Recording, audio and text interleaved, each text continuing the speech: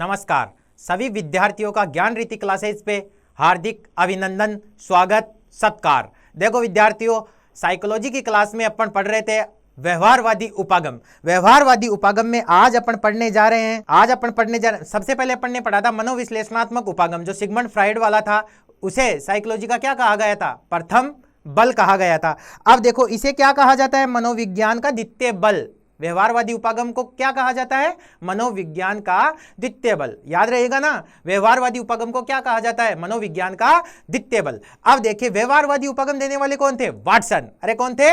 Watson. भाई साहब कौन थे? वाटसन। ये वाटसन कौन से हैं? वही हैं। कोई भी बच्चा मुझे दे दीजिए, आप चाहो तो उसे डॉक्टर बना दूं, आप चाहो तो उसे वकील बना दूं, आप चाहो तो उसे चोर बना दूं। 1 दर्जन बच्चों के लिए कहा था ना 1925 में, वही वाटसन महोदय हैं 1913 में। ठीक है, अब देखिए वाटसन ने प्रतिपादक किया कब? 1913 में। व्यवहारवादी उपागम का प्रतिपादन कब किया? 1913 में वाटसन महोदय ने। अब देखिए इनके समर्थक कौन कौन थे? इनके समर्थक थे स्किनर, क्रो एंड क्रो। इनके समर्थक कौन कौन थे? Skinner, crow and crow, John Locke, हल, पिल्सबरी, मैकडूगल। इनके समर्थक कौन कौन थे? Skinner, John Locke, crow and crow, Pillsbury, McDougall. ये मैकडूगल वही है outline of psychology. Outline of psychology के पेज नंबर 16 पर अरे चेतना शब्द की कड़ी निंदा की, ये वही मैकडूगल महोदय है। ये वही मैकडूगल महोदय है। तो मनोविज्ञान का द्वितीय बल पूछ ले तो क्या आएगा? मनोविज्ञान का द्वितीय बल है व्यवहारवादी उपागम। प्रतिपादन किसने किया? वाटसन ने। अरे कब किया? 1913 में। इसके समर्थक कौन कौन थे? Crow and crow, Pillsbury, McDougall, Skinner, John Locke, crow and crow, हल, पिल्सबरी, मैकडूगल। ये इनके क्या थे? समर्थक थे। अब देख सर्वप्रथम मनोविज्ञान शब्द का सर्वप्रथम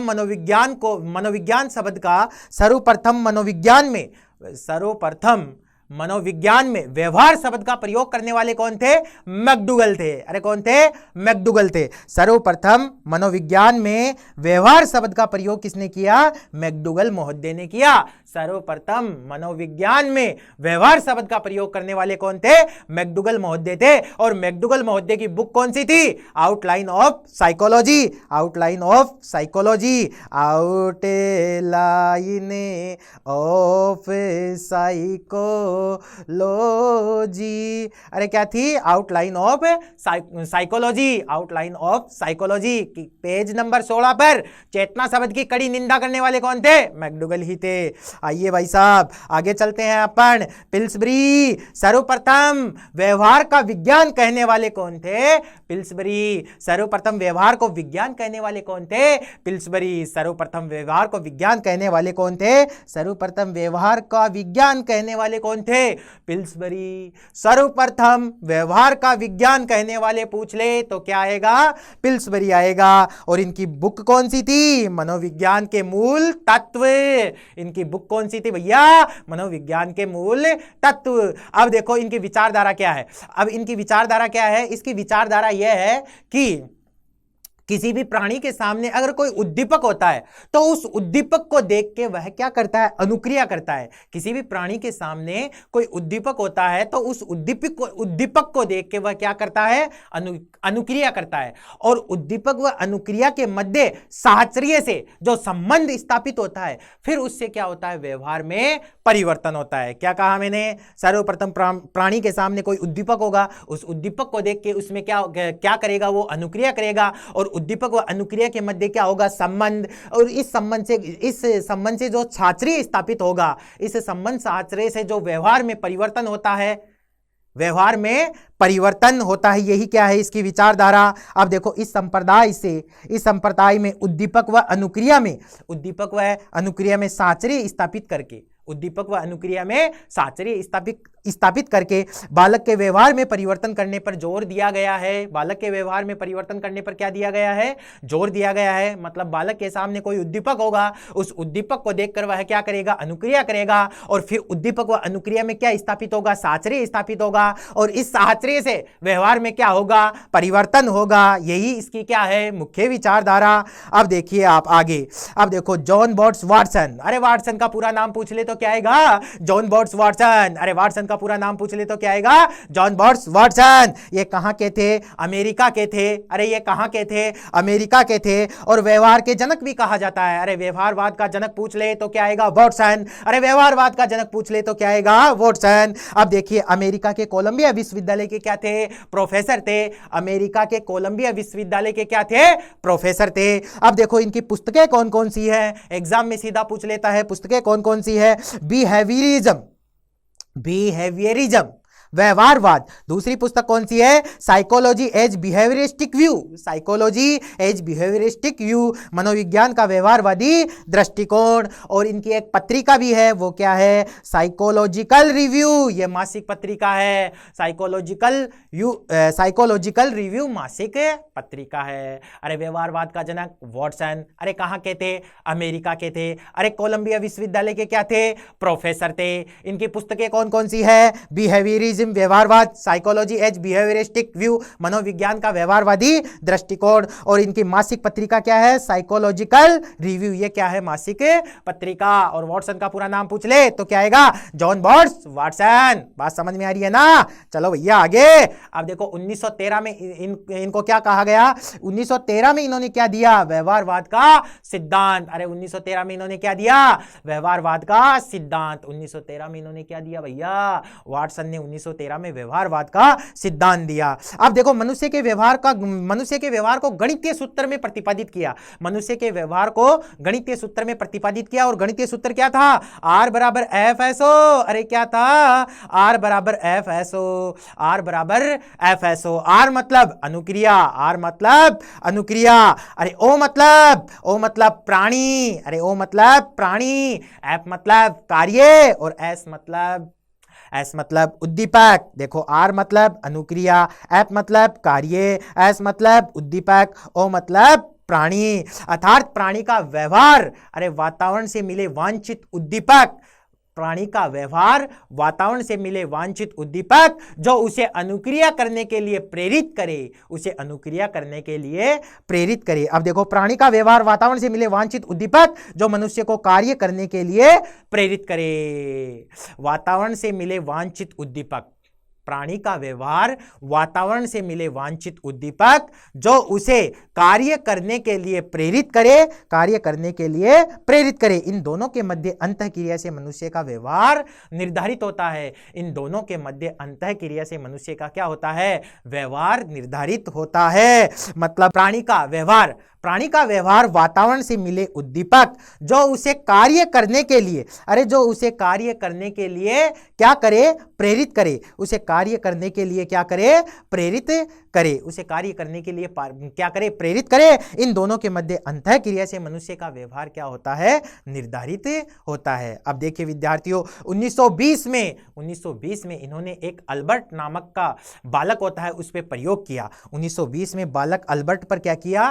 प्रयोग किया। 1920 में अल्बर्ट बालक पर क्या किया? प्रयोग किया। और ये अल्बर्ट बालक कितने माह का था? 11 माह का था। अरे गुरुजी इन्होंने क्या किया? इन्होंने किया कि जो 11 माह का बालक था अल्बर्ट, उसके पास एक खरगोश था। उसके पास क्या था? एक खरगोश था। उससे वो क्या करता था? खेला करता था। लेकिन जब वो खरगोश उसके साथ खेलता था अल्बर्ट बालक के साथ, तो इन्होंने क्या किया? डरावनी आवाजें निकालने शुरू कर दी। अरे डरावनी आवाजें निकालनी शुरू कर दी तो धीरे धीरे जैसे ही वो उस खरगोश के पास जाता डरावनी सी आवाज निकालते, ठीक है, फिर वो खरगोश के पास जाता डरावनी सी आवाज निकालते, तो फिर उस अल्बर्ट बालक को ये समझ आने लगा कि जैसे ही खरगोश के पास जाते हैं तो वो डर जाता है, तो फिर धीरे धीरे वो खरगोश सफेद होता है।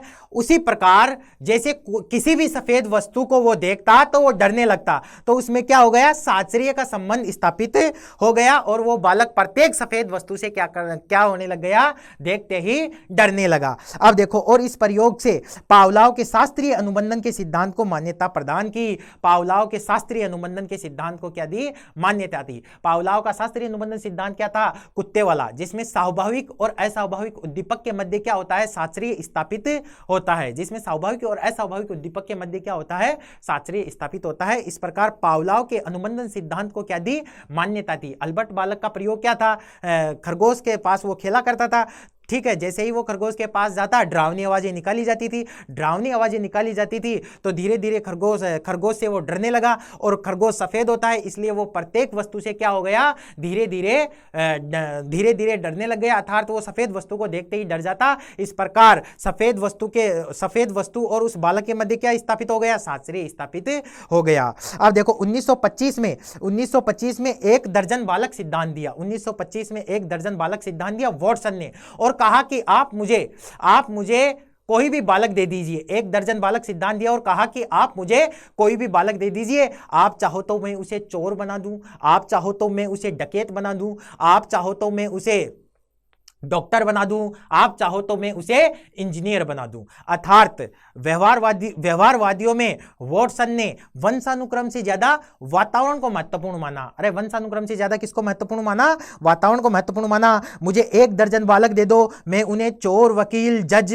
तुम जो चाहोगे वो बना दूंगा। अब देखिए आगे, अब देखिए बुरहर्स्ट फ्रेडरिक स्किनर, ये स्किनर का क्या था, पूरा नाम था बुरहर्स्ट फ्रेडरिक स्किनर। ये भी कहां के थे, अमेरिका के थे, लेकिन ये किस विश्वविद्यालय के प्रोफेसर थे, हार्वर्ड विश्वविद्यालय के प्रोफेसर थे भैया। अरे ये किस विश्वविद्यालय के प्रोफेसर थे, हार्वर्ड विश्वविद्यालय के प्रोफेसर थे। ये स्किनर कौन से थे, ये स्किनर वही थे जिन्होंने अभिप्रेरणा को सीखने का स्रोतकृष्ट राजमार्ग कहा था। अभिप्रेरणा को सीखने का स्रोतकृष्ट राजमार्ग कहने वाले कौन थे, ये वही स्किनर महोदय थे। अब देखिए इनके उपनाम क्या क्या हैं स्किनर के, शास्त्रीय व्यवहारवादी, अरे क्या थे, शास्त्रीय व्यवहारवादी, रेडिकल व्यवहारवादी, शाब्दिक व्यवहारवादी, परंपरागत व्यवहारवादी। शास्त्रीय व्यवहारवादी, रेडिकल व्यवहारवादी, शाब्दिक व्यवहारवादी और परंपरागत व्यवहारवादी। इनको आधुनिक साहचर्यवादी और आधुनिक अनुबंधनवादी भी कहा गया। इनको आधुनिक साहचर्यवादी और आधुनिक अनुबंधनवादी भी कहा गया।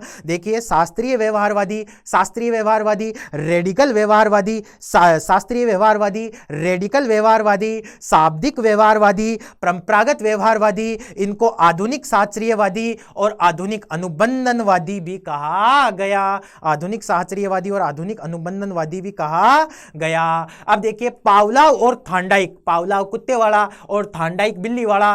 पावलोव और थॉर्नडाइक ने व्यवहार में उद्दीपक पर सबसे ज्यादा बल दिया। अरे किस पे ज्यादा बल दिया, उद्दीपक पे। थॉर्नडाइक और पावलोव ने व्यवहार में सबसे ज्यादा बल किस पे दिया, उद्दीपक पे दिया। लेकिन स्किनर ने सबसे ज्यादा बल किस पे दिया व्यवहार में, अनुक्रिया पर बल दिया। अरे किस पे बल दिया, अनुक्रिया पर बल दिया। अब देखिए पावलोव और थॉर्नडाइक को परंपरागत साहचर्यवादी कहा जाता है। पावलोव और थॉर्नडाइक को क्या कहा जाता है, परंपरागत साहचर्यवादी कहा जाता है। पावलोव और थॉर्नडाइक को क्या कहा जाता है, परंपरागत साहचर्यवादी कहा जाता है। और पावलोव और थॉर्नडाइक ने व्यवहार में उद्दीपक पर सबसे ज्यादा बल दिया। इन्होंने बालक के अधिगम में उद्दीपक पर सबसे ज्यादा बल दिया। अरे सीखने में किस पे ज्यादा बल दिया, उद्दीपक पर सबसे ज्यादा बल दिया। लेकिन स्किनर जो अभिप्रेरणा को सीखने का स्रोतकृष्ट राजमार्ग कहते हैं, इन्होंने अनुक्रिया पर जोर दिया। अरे इन्होंने किस पर जोर दिया, अनुक्रिया पर जोर दिया। स्किनर महोदय की भी पुस्तकें थी भाई साहब। अरे कौन कौन सी थी, वर्बल बिहेवियर, अरे कौन सी थी पुस्तक, वर्बल बिहेवियर, शाब्दिक व्यवहार और बिहेवियर ऑफ ऑर्गेनिज्म, प्राणियों का व्यवहार, बिहेवियर ऑफ ऑर्गेनिज्म, प्राणियों का व्यवहार। स्किनर व हल्का CL हल्का सूत्र, स्किनर व CL हल्का सूत्र SOR। अरे SOR, अरे गुरुजी S मतलब उद्दीपक, अरे S मतलब अरे उद्दीपक, O मतलब प्राणी, अरे O मतलब प्राणी, R मतलब अनुक्रिया, R मतलब अनुक्रिया। अर्थात प्राणी का व्यवहार बाह्य उद्दीपक व अनुक्रिया पर प्राणी का व्यवहार बाह्य उद्दीपक व उसके प्रति की गई अनुक्रिया पर निर्भर करता है। अर्थात प्राणी का व्यवहार बाह्य उद्दीपक व उसके प्रति की गई अनुक्रिया पर निर्भर करता है। जैसे प्राणी के सामने या बालक के सामने कोई उद्दीपक होता है तो उस उद्दीपक को देखकर वह क्या करता है, अनुक्रिया करता है। वह क्या करता है, अनुक्रिया करता है। अब देखिए क्लार्क लियोनोल्ड हल, हल का पूरा नाम क्या था? क्लार्क लियोनोल्ड हल। अब देखिए हल भी कहाँ के थे? अमेरिका के थे। अरे हल भी कहाँ के थे? अमेरिका के थे। ये भी येल विश्वविद्यालय के क्या थे? प्रोफेसर थे। ये भी येल विश्वविद्यालय के क्या थे? प्रोफेसर थे। अरे सिद्धांत दिया 1915 में। अरे सिद्धांत कब दिया? 1915 में। हल ने सिद्धांत कब दिया? 1915 में। उसको संशोधित कब किया? 1951 में। उसको संशोधित कब किया? 1951 में। अरे गुरुजी याद कैसे होगा? अरे गुरुजी याद कैसे होगा? अगर 1915 याद हो गया तो देखो 1905 पहले आ जाएगा, एक बाद में आ जाएगा। अरे गुरुजी संशोधित वाला भी याद हो गया। अरे गुरुजी अरे संशोधित वाला भी याद हो गया। इनकी बुक क्या थी? Principle of behaviour. इनकी बुक क्या थी? Principle of behaviour, behaviour system. इनकी बुक क्या थी? Principle of behaviour, behaviour system.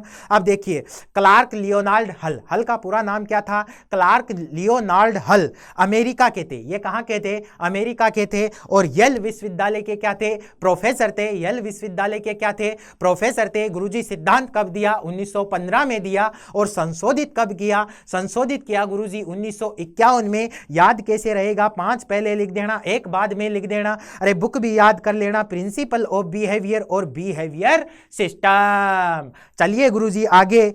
बालक का व्यवहार या अधिगम आवश्यकता की पूर्ति पर निर्भर करता है। बालक का व्यवहार या अधिगम किस पर निर्भर करता है? आवश्यकता की पूर्ति पर निर्भर करता है। सीएल हल का सिद्धांत थॉर्नडाइक के सिद्धांत का क्या करता है? समर्थन करता है। जैसे बिल्ली वाला सिद्धांत था। अब देखिए इन्होंने भी क्या किया? इन्होंने क्या किया? एक पिंजरे में बिल्ली को बंद कर दिया। अरे एक पिंजरे में क्या कर दिया? बिल्ली को बंद कर दिया। बिल्ली भूखी थी, बाहर भोजन रखा हुआ था। बिल्ली बार बार प्रयास कर रही थी, उछल कूद कर रही थी और उससे वो क्या खुल जाता है? दरवाजा खुल जाता है और बिल्ली बाहर आकर क्या कर लेती है? भोजन कर लेती है। लेकिन सेकंड बार इन्होंने क्या परिवर्तन किया?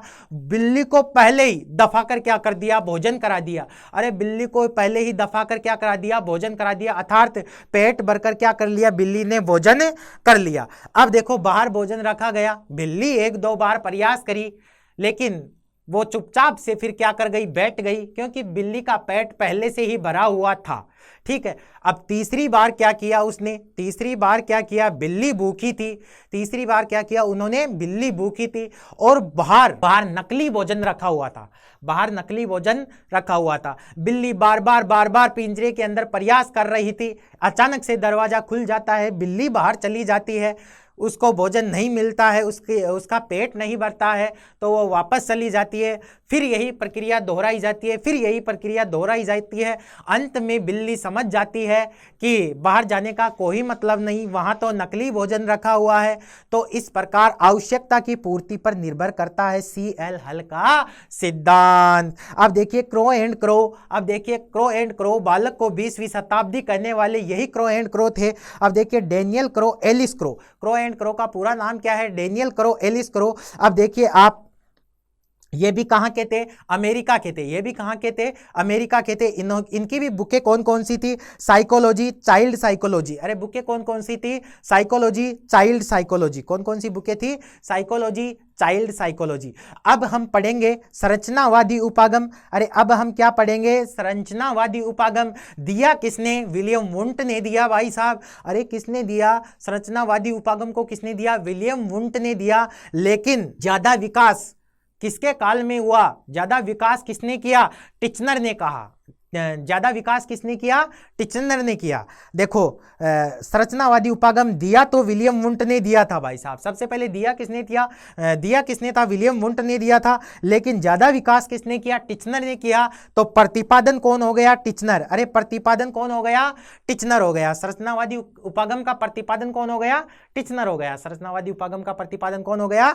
टिचनर हो गया। अब देखिए 1892 में टिचनर ने कब दिया? 1892 में। अब देखो ये अमेरिका के कॉर्नेल विश्वविद्यालय में संरचनावादी पाठ्यक्रम का प्रारंभ किया। अमेरिका के कॉर्नेल विश्वविद्यालय में संरचनावादी पाठ्यक्रम का क्या किया? प्रारंभ। अमेरिका के कॉर्नेल विश्वविद्यालय में दिया विलियम वुंट ने। ठीक है। विकास ज्यादा किसने किया? टिचनर के काल में। तो प्रतिपादन किसको माना जाएगा? टिचनर को माना जाएगा। अब देखिए जन्म कहाँ हुआ? कार्नेल विश्वविद्यालय से जन्म हुआ। इसका कहाँ से जन्म हुआ? कार्नेल विश्वविद्यालय से जन्म हुआ। अरे विधियां कौन कौन सी थी गुरुजी? अंतरदर्शन विधि और प्रयोग विधि। अरे विधियां कौन कौन सी थी गुरुजी? अंतरदर्शन विधि और प्रयोग विधि। अब देखिए अपन आगे चलेंगे। अब देखिए इनकी मुख्य विचारधारा क्या थी? इनकी मुख्य विचारधारा थी कि बालक का व्यवहार चेतना पर निर्भर करता है। बालक का व्यवहार किस पे निर्भर करता है? चेतना पर निर्भर करता है। मुख्य विचारधारा क्या थी? बालक का व्यवहार चेतना पर निर्भर करता है और चेतना का अध्ययन करना ही मनोविज्ञान का विषय होना चाहिए। बालक का व्यवहार किस पे निर्भर करता है? चेतना पर निर्भर करता है। बालक का व्यवहार चेतना पर निर्भर करता है और चेतना का अध्ययन करना ही मनोविज्ञान का विषय होना चाहिए। अब देखिए विलियम वुड ने चेतना के दो तत्व बताए। विलियम वुड ने चेतना के दो तत्व बताए। कौन कौन से? संवेदना और भाव। कौन कौन से? संवेदना और भाव। पहला संवेदना, दूसरा भाव। अब देखो संवेदना क्या है? संवेदना है गुरुजी कोई भी सूचना ज्ञानेंद्रियों के द्वारा ग्रहण की जाती है। कोई भी सूचना ज्ञानेंद्रियों के द्वारा ग्रहण की जाती है, जैसे स्पर्श, सुगंध, दुर्गंध, किसी को अपन टच करते हैं, ठीक है, तो कोई भी सूचना ज्ञानेंद्रियों के द्वारा ग्रहण की जाती है और ये ज्ञानेंद्रियों के द्वारा यह सूचना कहां भेज दी जाती है? मस्तिष्क में। फिर मस्तिष्क और ज्ञानेंद्रियों के मध्य क्या होता है? विचार विमर्श होता है। उनके मध्य क्या होता है? उनके मध्य विचार विमर्श होता है और कई प्रकार के भाव उत्पन्न होते हैं और ये भाव कारण उत्पन्न होने के बाद क्या बनता है? प्रतिबिंब बनता है। ये भाव कारण उत्पन्न होने के बाद क्या बनता है? प्रतिबिंब बनता है। तो आप समझ गए होंगे। देखो संवेदना ज्ञानेंद्रियों के द्वारा ग्रहण की जाती है। संवेदना किसके द्वारा ग्रहण की जाती है? ज्ञानेंद्रियों के द्वारा। अरे संवेदना ज्ञानेंद्रियों के द्वारा ग्रहण की जाती है, अर्थात कोई भी सूचना ज्ञानेंद्रियों के द्वारा ग्रहण की जाती है, जैसे स्पर्श, सुगंध, दुर्गंध आदि। फिर वो कहाँ भेज दी जाती है? मस्तिष्क में। फिर मस्तिष्क और ज्ञानेंद्रियों के मध्य क्या होता है? विचारों का आदान प्रदान होता है और कई प्रकार के भाव उत्पन्न होते हैं। भाव या अनुराग उत्पन्न होते हैं। भाव या अनुराग उत्पन्न होते हैं। अब देखिए टिचनर ने, विलियम वुड ने तो दो दिए संवेदना और भाव, लेकिन टिचनर ने तीसरा और दे दिया, क्या? प्रतिबिंब। संवेदना भाव तो वही रहे और इन्होंने प्रतिबिंब और प्रतीक भी दे दिया। देखिए कोई भी सूचना ज्ञानेंद्रियों के द्वारा ग्रहण की जाती है और फिर वो कहाँ भेज दी जाती है? मस्तिष्क में। मस्तिष्क और ज्ञानेंद्रियों के मध्य क्या होते हैं? विचार विमर्श। ठीक है, विचार विमर्श होते हैं। अब देखिएगा आप आगे, फिर क्या होता है? प्रतिबिंब बनता है। फिर क्या बनता है? प्रतिबिंब बन जाता है। फिर क्या बन जाता है? प्रतिबिंब बन जाता है। जैसे अपन किसी गाय को देखते हैं, सबसे पहले यार देखो ये बड़ा सा जानवर दिखाई दे रहा है, ठीक है, इसके 4 पैर है, ठीक है, फिर उसकी ज्ञानेंद्रियों के द्वारा सूचना मस्तिष्क में भेज दी जाती है। मस्तिष्क में भाव उत्पन्न होते हैं, ये क्या है, इसको क्या कहते हैं, ठीक है। फिर आपके सामने एक प्रतिबिंब बनता है, मतलब ऐसा पता चलता है कि इसको क्या कहते हैं? गाय कहते हैं, जिसके 4 पैर होते हैं, ठीक है, जिसका कलर सफेद होता है, ठीक है, उसको क्या कहते हैं? गाय कहते हैं। तो इस प्रकार क्या हो गया? आपके दिमाग में क्या बन गई? एक इमेज बन गई, एक प्रतिबिंब बन गया। वुंट ने चेतना की 2 विशेषताएं बताई। वुंट ने चेतना की क्या विशेषताएं बताई? 2 विशेषताएं बताई, गुण और तीव्रता। गुण और तीव्रता। भाई चेतना में क्या होता है? गुण भी होता है और चेतना में क्या होती है? तीव्रता भी होती है। चेतना में गुण भी होता है और चेतना में क्या होती है? तीव्रता भी होती है। लेकिन टिचनर ने इतनी विशेषताओं को क्या कर दिया? 4 विशेषताएं बताई। देखो, गुण, तीव्रता, स्पष्टता और अवधि। चेतना में गुण भी होता है, तीव्रता भी होती है, स्पष्टता भी होती है। चेतना स्पष्ट होती है और अवधि भी होती है। अवधि कैसे गुरुजी? अवधि, सबसे पहले आपने गाय को देखा, सबसे पहले आपने क्या देखा? गाय को देखा, उसमें आपको समय ज्यादा लगा, इसको क्या कहते हैं? इसके 4 पैर होते हैं, ठीक है। लेकिन अब दोबारा आप गाय को देखोगे तो आप तुरंत उसे देखते ही समझ जाओगे कि ये गाय है, क्योंकि इसका प्रतिबिंब आपके दिमाग में पहले से ही बना हुआ है। मैं समझ रहा हूंगा कि आप मेरी बात समझ रहे होंगे। अब देखिए आप आगे, भाव का त्रिविमीय सिद्धांत। भाव का त्रिविमीय सिद्धांत किसने दिया? विलियम वुंट ने दिया। भाव का त्रिविमीय सिद्धांत किसने दिया? विलियम वुंट ने। भाव का त्रिविमीय सिद्धांत का प्रतिपादन किसने किया? भाव का त्रिविमीय सिद्धांत का प्रतिपादन किया विलियम वुंट ने। भाव से संबंधित 3 विमाएं बताई। भाव से संबंधित क्या बताई? 3 विमाएं बताई। भाव से संबंधित 3 विमाएं बताई। भाव से संबंधित 3 विमाएं बताई। उत्तेजना शांत, तनाव शिथिलन और सुखद दुखद। उत्तेजना शांत, तनाव शिथिलन और सुखद दुखद। भाव से संबंधित 3 विमाएं बताई। उत्तेजना शांत। भाव से संबंधित 3 विमाएं बताई। उत्तेजना शांत, सुखद दुखद, तनाव शिथिलन। उत्तेजना शांत, तनाव शिथिलन, सुखद दुखद। विलियम वुंट ने प्रतिपादन किया भाव का त्रिविमीय मुख्य तथ्य। अब देखिए मुख्य तथ्य, संरचनावादी के मुख्य तथ्य क्या है? संरचनावादी के मुख्य तथ्य, इसे मनोविज्ञान का प्रथम संप्रदाय कहा जाता है। संरचनावादी को मनोविज्ञान का क्या कहा जाता है? प्रथम संप्रदाय। आपसे पूछ ले मनोविज्ञान का प्रथम संप्रदाय कौन सा है? संरचनावादी। मनोविज्ञान को दर्शन शास्त्र से अलग करने वाला संप्रदाय, मनोविज्ञान को दर्शन शास्त्र से अलग करने वाला भी क्या है? यही संप्रदाय है। ठीक है। आधुनिक मनोविज्ञान का प्रारंभ संरचनावादी उपागम से माना जाता है। आधुनिक मनोविज्ञान का प्रारंभ भी किससे माना जाता है? संरचनावादी उपागम से माना जाता है। मनोविज्ञान की प्रथम प्रयोगशाला स्थापित करने वाला संप्रदाय, मनोविज्ञान की प्रथम प्रयोगशाला स्थापित करने वाला संप्रदाय भी संरचनावादी संप्रदाय को माना जाता है। इसे मनोविज्ञान का प्रथम संप्रदाय माना जाता है। तो आप याद रखोगे, इसे मनोविज्ञान का क्या माना जाता है? प्रथम संप्रदाय। इसे मनोविज्ञान का क्या माना जाता है? संरचनावादी संप्रदाय को मनोविज्ञान का प्रथम संप्रदाय माना जाता है। मनोविज्ञान को दर्शन शास्त्र से अलग करने वाला संप्रदाय माना जाता है। आधुनिक मनोविज्ञान का प्रारंभ संरचनावादी उपागम से माना जाता है। आधुनिक मनोविज्ञान का प्रारंभ संरचनावादी उपागम से माना जाता है। अब देखो, मनोविज्ञान की प्रथम प्रयोगशाला स्थापित करने का संप्रदाय माना जाता है, प्रथम संप्रदाय माना जाता है। इसे मनोविज्ञान का प्रथम संप्रदाय माना जाता है। दर्शन शास्त्र से अलग करने वाला संप्रदाय माना जाता है। आधुनिक मनोविज्ञान का प्रारंभ संरचनावादी उपागम से माना जाता है। आधुनिक मनोविज्ञान का प्रारंभ भी संरचनावादी उपागम से माना जाता है और प्रथम मनोवैज्ञानिक प्रयोगशाला स्थापित करने वाला संप्रदाय भी इसे ही माना जाता है। अब देखिए विद्यार्थियों, प्रकार्यवादी देखिए, प्रतिपादन विलियम जेम्स, ये वही थे, अमेरिका के हार्वर्ड विश्वविद्यालय के प्रोफेसर थे। अमेरिका के हार्वर्ड विश्वविद्यालय के क्या थे? प्रोफेसर थे विलियम जेम्स। अमेरिका के हार्वर्ड विश्वविद्यालय के क्या थे? प्रोफेसर थे। अमेरिका के हार्वर्ड विश्वविद्यालय के क्या थे? प्रोफेसर थे। ठीक है। अमेरिका में मनोविज्ञान का जनक भी इन्हें ही कहा जाता है, विलियम जेम्स को ही कहा जाता है। ठीक है। और दर्शन शास्त्र से मनोविज्ञान को अलग करने वाले भी यही थे। ठीक है ना। अब देखिए आप, विकास का श्रेय दो विश्वविद्यालयों को दिया जाता है, एक तो शिकागो और एक कोलंबिया।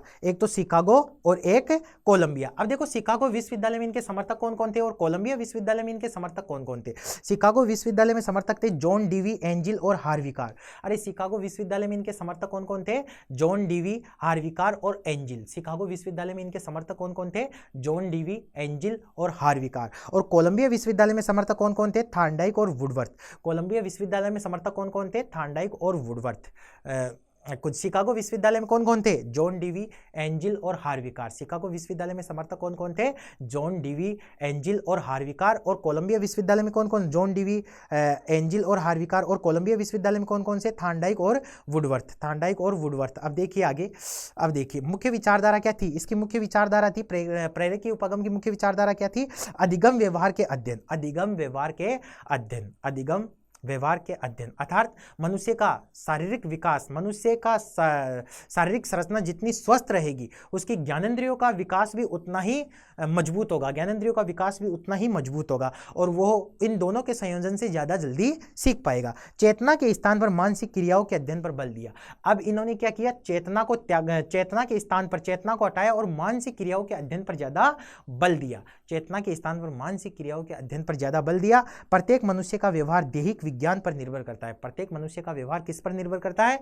दैहिक विज्ञान पर निर्भर करता है। मतलब चेतना के स्थान पर इन्होंने मानसिक क्रियाओं के अध्ययन पर बल दिया और इन्होंने कहा कि प्रत्येक मनुष्य का व्यवहार दैहिक क्रियाओं के अध्ययन पर, दैहिक विज्ञान पर निर्भर करता है। अरे दैहिक विज्ञान पर निर्भर करता है। अब देखिए गुरुजी, दैहिक विज्ञान से मतलब क्या है? दैहिक विज्ञान से मतलब है कि उत्तम शारीरिक संरचना, अर्थात प्राणी का शारीरिक संरचना, प्राणी की शारीरिक संरचना जितनी मजबूत होगी, जितनी स्वस्थ होगी, उसकी ज्ञानेंद्रियों का विकास भी उतना ही मजबूत होगा। उसकी ज्ञानेंद्रियों का संगठन या ज्ञानेंद्रियों का विकास भी उतना ही मजबूत होगा। और इन दोनों के संयोजन से मनुष्य का व्यवहार का निर्माण होगा। निर्माण होगा। अर्थात चेतना के स्थान पर इन्होंने क्या किया? मानसिक क्रियाओं के अध्ययन पर बल दिया। अर्थात दैहिक विज्ञान पर निर्भर है। अब देखो, इसके अनुसार मन व शरीर दोनों अंतःक्रिया करते हैं। इसके अनुसार मन व शरीर दोनों क्या करते हैं? अंतःक्रिया करते हैं। यह संप्रदाय सीखने पर व्यक्तिगत विभिन्नता, अभिप्रेरणा व अर्थपूर्णता पर बल दिया जाता है। व्यक्तिगत विभिन्नता गाल्टन देने वाले हैं। व्यक्तिगत विभिन्नता किसने दी थी? गाल्टन ने दी थी। अर्थात किसी का IQ लेवल ज़्यादा होता है, वो जल्दी सीख जाता है। किसी का IQ लेवल कम होता है, अर्थात तो वो जल्दी नहीं सीख पाता है। अभिप्रेरणा मतलब जो विद्यार्थी अभिप्रेरित होगा वह ज़्यादा जल्दी सीख पाएगा। अर्थ की पूर्णता पर बल दिया है, अर्थ की पूर्णता पर बल दिया है। इस संप्रदाय की स्थापना संरचनावाद के वर्णनात्मक व विश्लेषणात्मक उपागम के विरोध में हुई। इस संप्रदाय की स्थापना संरचनावाद के वर्णनात्मक व विश्लेषणात्मक उपागम के विरोध में हुई। इस संप्रदाय की स्थापना संरचनावाद के वर्णनात्मक व विश्लेषणात्मक उपागम के विरोध में हुई। अब देखिए विद्यार्थियों, अपन इसका वापस से फटाफट एक बार रिवीजन कर लेते हैं। देखिए आज अपन ने क्या क्या पढ़ा, व्यवहारवादी उपागम, व्यवहारवादी उपागम, ठीक है।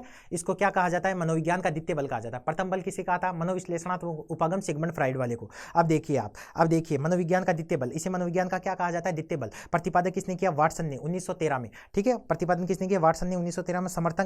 समर्थक कौन कौन थे, Skinner, John Locke, क्रॉ and crow, हल, पिल्सबरी, मैकडूगल। अब देखिए सर्वप्रथम मनोविज्ञान में व्यवहार शब्द का प्रयोग करने वाले कौन थे, मैकडूगल महोदय थे। मैकडूगल महोदय की बुक कौन थी, आउटलाइन ऑफ साइकोलॉजी, जिसके पेज नंबर 16 पर इन्होंने चेतना शब्द की क्या की थी, कड़ी निंदा की थी। अब देखिए पिल्सबरी आया, कौन आया, पिल्सबरी। व्यवहार को विज्ञान कहने वाला था ये, व्यवहार को क्या कहने वाला था, सर्वप्रथम व्यवहार का विज्ञान कहने वाले। अब देखिए इनकी बुक थी मनोविज्ञान के मूल तत्व, इनकी बुक भी क्या थी, मनोविज्ञान के मूल तत्व। इनकी मुख्य विचारधारा क्या थी, इस संप्रदाय में उद्दीपकों को अनुक्रिया में साचर्य स्थापित करके बालक के व्यवहार में परिवर्तन करने पर जोर दिया जाता है। उद्दीपकों को अनुक्रिया में साचर्य स्थापित करके बालक के व्यवहार में परिवर्तन करने पर क्या दिया जाता है, जोर दिया जाता है। वाटसन का नाम पूरा था जॉन बॉट्स वाटसन, अमेरिका के थे। उपनाम क्या था, व्यवहार के जनक कहा जाता है, वाटसन को कहा जाता है। अमेरिका के कोलंबिया विश्वविद्यालय के क्या थे, प्रोफेसर थे। इनकी पुस्तकें कौन कौन सी थी, बिहेवियरिज्म व्यवहारवाद, साइकोलॉजी एज बिहेवियरिस्टिक व्यू और मनोविज्ञान का व्यवहारवादी दृष्टिकोण। अब देखिए आप, इनकी पत्रिका थी साइकोलॉजिकल रिव्यू मासिक पत्रिका थी, साइकोलॉजिकल रिव्यू मासिक पत्रिका थी। अब देखिए विद्यार्थियों आगे 1913 में व्यवहारवाद का क्या दिया, सिद्धांत दिया। मनुष्य के व्यवहार को गणितीय सूत्र में प्रतिपादित किया, आर बराबर एफ एसओ, आर बराबर एफ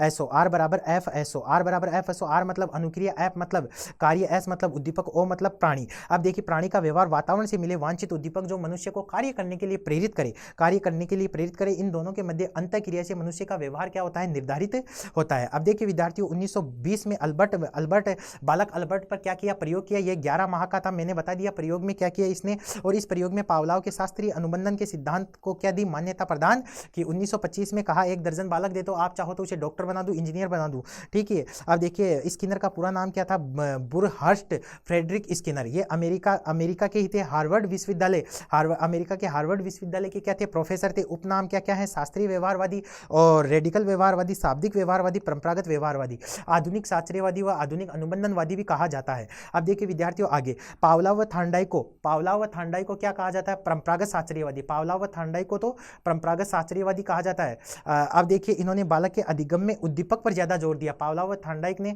अधिगम में उद्दीपक पर ज्यादा जोर दिया। स्किनर बालक के अधिगम में अनुक्रिया पर ज्यादा जोर दिया जाता है, बालक के अधिगम में अनुक्रिया पर जोर दिया जाता है, बालक के अधिगम में अनुक्रिया पर ज्यादा जोर दिया जाता है। पुस्तक बर्बल बिहेवियर, शाब्दिक व्यवहार और बिहेवियर ऑफ ऑर्गेनिज्म, प्राणियों का व्यवहार। स्किनर व हल का सूत्र, स्किनर व हल ने कौन सा सूत्र दिया, SOR। एस मतलब उद्दीपक, ओ मतलब प्राणी, आर मतलब अनुक्रिया। अब देखिए आप, प्राणी का व्यवहार बाह्य उद्दीपक और उसके प्रति की गई अनुक्रिया पर निर्भर करता है, बाह्य उद्दीपक और उसके प्रति की गई अनुक्रिया पर निर्भर करता है। क्लार्क हल अमेरिका, येल विश्वविद्यालय के प्रोफेसर थे। सिद्धांत दिया 1915 में, संशोधित किया 1951 में। बुक थी प्रिंसिपल ऑफ बिहेवियर और बिहेवियर सिस्टम। अब देखिए आप, बालक का व्यवहार या अधिगम आवश्यकता पूर्ति पर निर्भर करता है, बता दिया मैंने आवश्यकता पूर्ति पर कैसे निर्भर करता है। Crow and Crow, Daniel Crow, Alice Crow, America के थे, अमेरिका। अब देखो साइकोलॉजिकल और चाइल्ड साइकोलॉजी इनकी क्या थी, बुक थी भाई साहब। अब देखिए आप आगे, संरचनावादी उपागम, टिचनर। देने वाले कौन थे, विलियम वुंट। लेकिन ज्यादा विकास किसने किया, टिचनर ने किया। अर्थात प्रतिपादन 1892 में अमेरिका के कार्नेल विश्वविद्यालय में संरचनावादी पाठ्यक्रम का प्रारंभ किया। अब देखिए आप आगे, समर्थक विलियम वुंट थे। समर्थक कौन थे, विलियम वुंट थे। जन्म कार्नेल विश्वविद्यालय से जन्म, विधियां अंतर्दर्शन विधि और प्रयोग विधि। अब देखिए आप आगे, मुख्य विचारधारा क्या थी, मुख्य विचार, मनुष्य का व्यवहार चेतना पर निर्भर करता है। मनुष्य का व्यवहार किस पे निर्भर करता है, चेतना पर निर्भर करता है। मनुष्य का व्यवहार चेतना पर निर्भर करता है और चेतना का अध्ययन करना ही मनोविज्ञान का विषय होना चाहिए। मनुष्य का व्यवहार चेतना पर निर्भर करता है और चेतना का अध्ययन करना ही मनोविज्ञान का क्या होना चाहिए, विषय होना चाहिए। विलियम वुड ने चेतना के 2 तत्व बताए, संवेदना ज्ञानेंद्रियों के द्वारा और भाव अनुराग। अब देखिए आप, टिचनर ने चेतना के 3 तत्व बनाए, एक प्रतिबिंब और जुड़ गया, संवेदना, भाव अनुराग और प्रतिबिंब प्रतीक। अब देखिए विद्यार्थियों आगे चलते हैं अपन। वुंट ने चेतना की 2 विशेषताएं बताई, गुण और तीव्रता। वुंट ने चेतना की 2 विशेषताएं बताई, गुण और तीव्रता। अब देखिए टिचनर ने 4 विशेषताएं बताई। टिचनर ने 4 विशेषताएं बताई, गुण, तीव्रता, स्पष्टता, अवधि। गुण, तीव्रता, स्पष्टता, अवधि। गुण, तीव्रता, स्पष्टता, अवधि। अब देखिए आप भाव का त्रिविमीय सिद्धांत, भाव का त्रिविमीय सिद्धांत देने वाले कौन थे? विलियम वुंट थे। कौन थे? विलियम वुंट थे। भाव से संबंधित 3 विमाएं बताई, उत्तेजना, शांत, तनाव, शिथिल, सुखद, दुखद। अब देखिए विद्यार्थियों आगे चलते हैं अपन। आगे अपन ने क्या पढ़ा? मुख्य तथ्य। इसे मनोविज्ञान का प्रथम संप्रदाय कहा गया, इसे दर्शन शास्त्र से अलग करने वाला संप्रदाय कहा गया। आधुनिक मनोविज्ञान का प्रारंभ संरचनावादी उपगम से माना जाता है। मनोविज्ञान की प्रथम प्रयोगशाला स्थापित करने वाला संप्रदाय, मनोविज्ञान की प्रथम प्रयोगशाला स्थापित करने वाला संप्रदाय। अब देखिए प्रकार्यवादी उपगम, प्रकार्यवादी उपगम देने वाले प्रतिपादन किसने किया? विलियम जेम्स ने किया। अमेरिका के हार्वर्ड विश्वविद्यालय के प्रोफेसर थे। अमेरिका के हार्वर्ड विश्वविद्यालय से क्या थे? प्रोफेसर थे। अरे विकास का श्रेय 2 विश्वविद्यालय को दिया जाता है, एक शिकागो विश्वविद्यालय को, एक कोलंबिया विश्वविद्यालय को। शिकागो विश्वविद्यालय के समर्थक कौन कौन थे? जॉन डीवी, एंजिल और हार्वी कार। अब देखिए कोलंबिया विश्वविद्यालय के समर्थक कौन कौन थे? इसके समर्थक कौन कौन थे? कोलंबिया विश्वविद्यालय, थॉर्नडाइक और वुडवर्थ। अब देखिए आप, अब आगे देखिए आप, मुख्य विचारधारा क्या थी? अधिगम व्यवहार के अध्ययन, अधिगम व्यवहार के अध्ययन। चेतना के स्थान पर मानसिक क्रियाओं के अध्ययन पर बल दिया, चेतना के स्थान पर मानसिक क्रियाओं के अध्ययन पर बल दिया। प्रत्येक मनुष्य का व्यवहार दैहिक विज्ञान पर निर्भर करता है। दैहिक विज्ञान मतलब जिसका शारीरिक संरचना, जिस उत्तम शारीरिक संरचना होगी तो ज्ञानेंद्रियों का संगठन अर्थात ज्ञानेंद्रियों का विकास भी उतना ही मजबूत होगा और संयोजन से मनुष्य का व्यवहार का निर्माण होगा। अब देखिए आगे आप, अब देखिए आगे, इसके अनुसार मन व शरीर दोनों अंतःक्रिया करते हैं। यह संप्रदाय सीखने पर व्यक्तिगत विभिन्नता, अभिप्रेरणा, अर्थपूर्णता पर बल दिया जाता है। इस संप्रदाय की स्थापना संरचनावाद के वर्णनात्मक व विश्लेषणात्मक उपगम के विरोध में हुई, विश्लेषणात्मक उपगम के विरोध में हुई। धन्यवाद छात्रों, अपन नेक्स्ट क्लास में मिलेंगे।